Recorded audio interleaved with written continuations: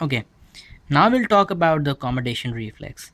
Now, this is very simple to understand. Whenever an object is brought from far to near towards the eyeball, the impulses are generated from the retina. They travel back to the visual cortex so that the object can be observed.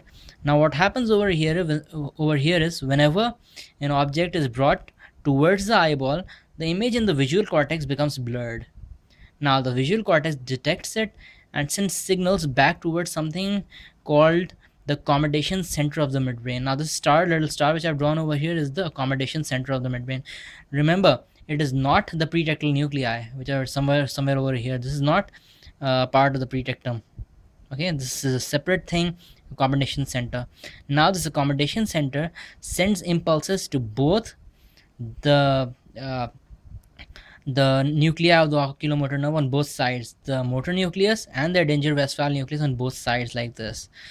And what happens is the Edinger-Westphal nucleus transmits impulses towards the pupil and causes it to constrict. Another point which I failed to mention in my previous lecture is that the oculomotor nucleus also supplies the muscle which contracts the pupil. Oh, sorry, the which contracts the lens of the eye, which is called the ciliaris muscle.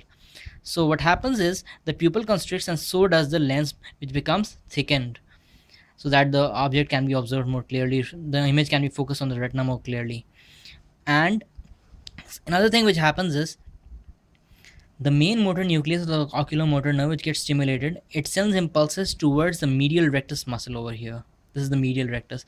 So the eyeball actually goes like this in this direction, and this causes medial convergence of the eyeball, and this causes the accommodation reflex. It's fairly simple to understand. Go through it once and you'll remember it. Okay, this concludes our lecture on accommodation reflex.